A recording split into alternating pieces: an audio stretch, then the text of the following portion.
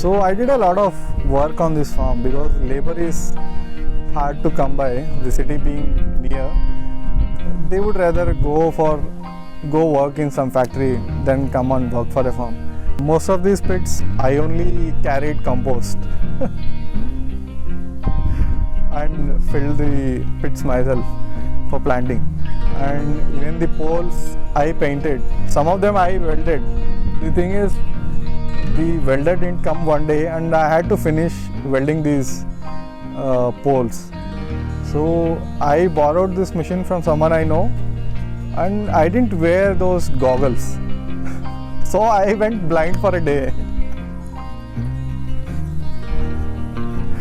I worked in a few pharma companies for a few years, just 1 or 2 years. Then I took a teaching job for a year. The thing is, I get bored very easily. 1 or 2 years is the maximum time I can do something. I was always very interested in wildlife. Then I joined this wildlife NGO in Bangalore. I was a research assistant there for around 3 to 4 years. Then I took up a project called Wild Chalet, which involved going to all these schools near wildlife sanctuaries and educating those kids about wildlife so that they show more empathy towards wildlife. But this project had been back of my mind that I wanted a forest of my own. That was on back of my mind for maybe 10 years or more. I took a few months off from my work. Schools were on vacation. So I came here and started planning this farm. I wanted to get into farming, maybe raise a food forest. I have seen videos on YouTube of people doing well raising food forest. Initially I cleared the land, then I had to put some sort of dwelling place, a small house. That took a lot of time. Then I had to fence it off because there are a lot of herbivores running around here, sheep, goat, etc. So I thought maybe I will try something which is more permanent. Once I put in the effort for 5 or 10 years, it will be there. That will be my legacy. It will be there for generations to come.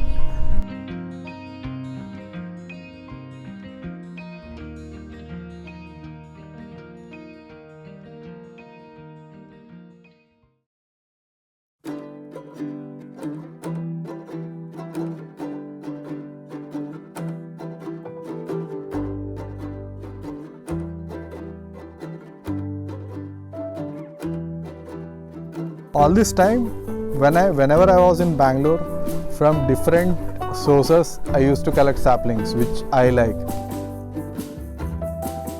It could be something simple like the cluster fig, available everywhere. But I knew this fig will attract a lot of birds. And there were a lot of endangered species.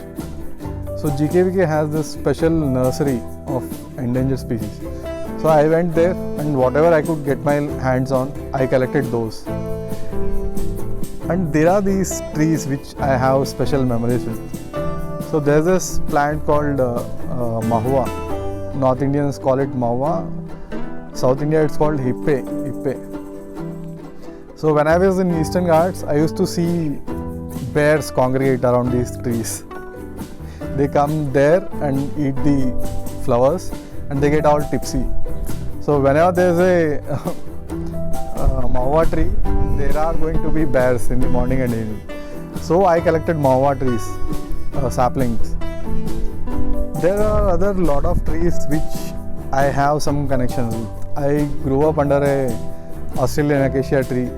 So I have that in my farm now. This is rose apple. It's called Pannerile in Kannada. The birds really love it. The fruit tastes like you are eating a fruit with rose water flavor. It's very sweet. But the reason why I got this is the birds just love eating this fruit.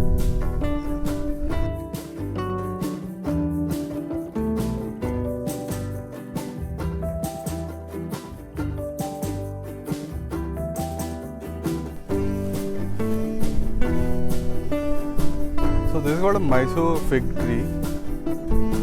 Figs have a very special place in my farm because figs attract a lot of birds and small mammals. Check out this leaf. It's weird. There's two pockets in the back. This is called Atti Mara in Kannada, cluster fig. So when it starts fruiting, right, the entire tree, even the branches will be covered in figs. And these are edible figs. You can actually open them, blow off the wasps away and eat them. And these attract a lot of birds, even small mammals.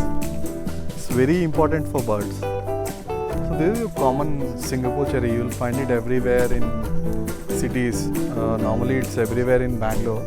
The reason I put this in is it attracts a lot of bats at night. They really love the fruit, love eating the berries which grow on this tree. And a lot of birds like flower peckers, they just love the cherry. They'll just keep it in their mouth and give it a squish and they'll gulp the sweets inside. This may not attract so many birds, but I love eating water apples. So I have around like 5 different varieties of water apple growing on the farm. They should start fruiting in next 2 years.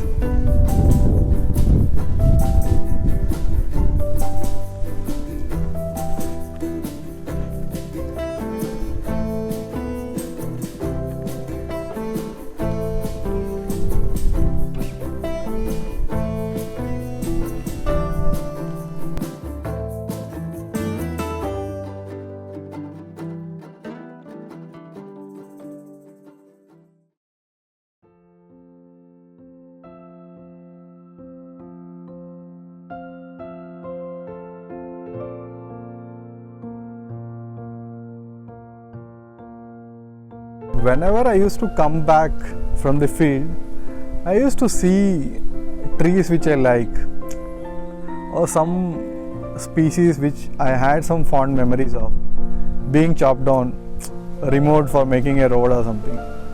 And I felt like, okay, I have good memories with this. I have eaten this fruit or slept under a tree. But what about my son? What about the next generation? And my nephews, will they be able to buy this fruit from a market? Nobody is growing that. So this is called chellehannu in Kannada. It's also called bird lime cherry in English. So this is something which we used to eat as kids. It used to be found in the wild edges of farms and all. Not anymore. So luckily I found this sapling in some nursery. Endangered plants nursery. So I just planted it here and maybe in another 1 year I'll be able to eat chellehannu again. This is called Manila tamarind, Seeme Unse in Kannada. Or this jangli jalebi in North India. So it gives a really tasty fruit. I grew up eating those fruits. These trees were everywhere near my house, but most have been cut off now. So I planted these so that I can taste it again. So it already gave fruits this year, but I missed it.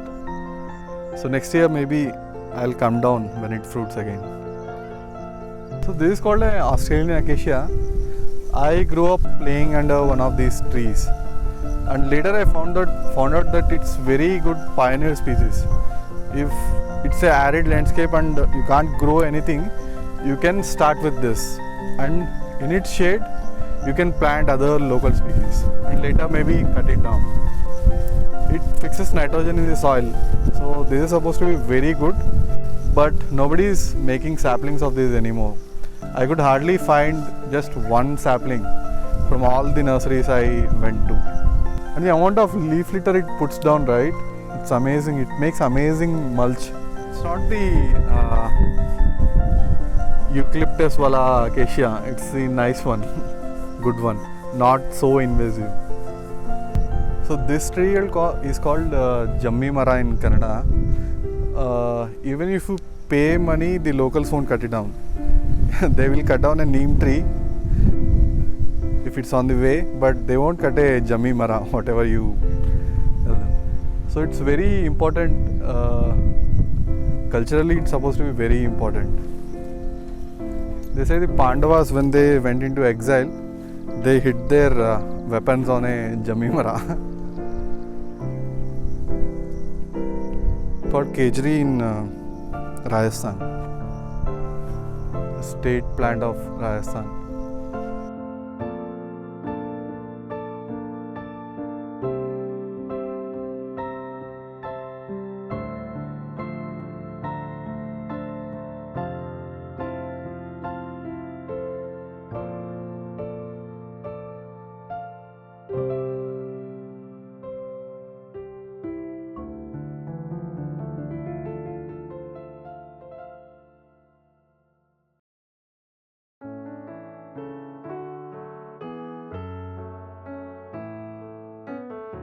I am situated in an arid landscape.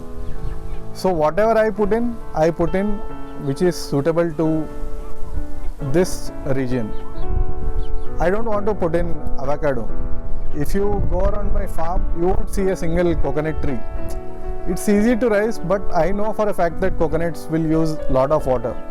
So I don't want to go for coconut trees. So whatever I see around growing naturally, I go for those species. These universities, when they make certain type of fruit, right, they make it based on keeping quality and the way how the fruit looks and keeps well.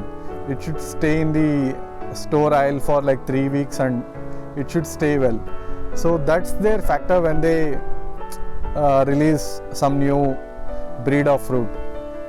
But the thing with most of these new varieties is they don't taste well. They are not bred for taste. They are bred for keeping quality. So I started searching for all these old varieties of fruits. They are not grown commercially anymore. So they are not available in any nursery. So I had to run around. I had to go to people who had these trees in their gardens maybe. I had to go to some universities which still makes grafted saplings of these. And over time I started collecting all these out of fashion native fruiting trees. And I bought them and they are doing well here. So this sapota, it's called Pal sapota. It's a old breed which is being replaced by some commercial sapota breeds now. The fruits are tiny, but they are really sweet. I listed it on Farmizen. The customers, they keep asking to get it again. I like the way Farmizen sells something in the farmers. Like Farmizen is not actually selling something. The farmer is using Farmizen as a platform to sell his produce to the customer. He is selling directly to the customer. And Farmizen is taking care of the logistics. He is taking care of the marketing, which is the biggest need a farmer has. Not just organic farmer, any farmer, they are not good at marketing. That's why they are being exploited by some middlemen. And Farmizen is giving the right tools to that farmer to sell his produce at the price he wants to the customer directly. So that was one thing which in India I have not seen anyone doing that. There are a lot of organic produce apps where you can buy organic mangoes or anything, but they are buying it off the farmer and selling it to you at a margin. But on Farmizen, the farmer himself is selling it to the customer. Farmizen is just facilitating it. It's providing the logistics. So that's one thing which is unique to Farmizen. And there's this complete traceability. You know where your mango is coming from, or where your bunch of palak you buy, right? Where that is coming from, there is complete traceability is there. You can actually go to that farm and see for yourself. You can visit the farm anytime. So that's another unique thing about Farmizen. So one of the perks of working at Farmizen is you get to interact with a lot of these farmers.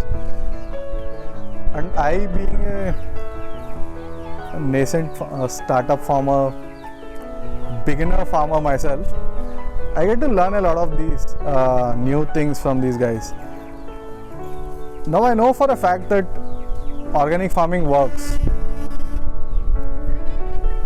and it also economically and ecologically also, both ways it works out for the farmer. And I get a lot of these new ideas from these farmers. So they may be using some method of composting which is easier than what you see on YouTube. So when you go to those their fields, you may see some variety of fruit successfully growing. There is a lot of knowledge transfer occurring both ways when you go to this farm. Now coming to productivity, from the farmers I have interacted with, they are as productive, or in some cases they are more productive than the normal chemical farm, the commercial farm. But initially for a year or two, the productivity may come down. They may harvest like 10-15% less than what they are used to. But once that phase is passed, that 1 or 2 years phase is passed, and the fertility of the soil increases, they are more productive than the normal farmer without any of the risk. The normal farmer, he will spend a lot of money in inputs, which the organic farmer doesn't have to. Once he has these systems in place, this composting or Jivamrita or anything, once he has these systems in place, virtually he is free from all these input costs. Whatever Neemastra or Agniastra or whatever astras the organic farmer uses, he is not spending thousands of rupees on a liter. He is making them for free on his own farm. So I think organic farming is the way ahead. It's not something some hippie people some small percentage of people, farmers do. So like internal combustion engines are, our cars, diesel cars, petrol cars are all over the roads now. But you see EVs taking over a small percentage. But in another 5 years, our main transport is going to be EV. So I think in another 10-15 years maybe, organic farming is going to come back in a big way. Maybe 5 or 10% of these people, farmers in the future, they will use chemicals. But 95% they are going to organic farm. So when I go to these landscapes, right, there is one area where I went. It's totally dominated by pomegranate, and each farmer has a sprayer, commercial sprayer, which is lugged around by a tractor, which will totally bathe your pomegranates in chemicals. So slowly in last 3-4 years they have seen that these chemicals are not working. They used to spray a liter in the beginning, now they are spraying 3 liters, still it's not working. Now they have started spraying these Agniastra, Neemastra along with that and they give Jivamrit along with whatever DAP they use, they also give Jivamrit. So they are using both. So it won't take much time. Maybe in another 3-4 years they see that Jivamrit is more useful than whatever the DAP they use, and it's cheaper. So slowly they will come to this. Whatever works, whatever makes, whatever helps them solve their problems, they are going to adapt to that. So organic is going to become mainstream. maybe in 5 years, maybe in a decade, but organic is going to become mainstream in a few years.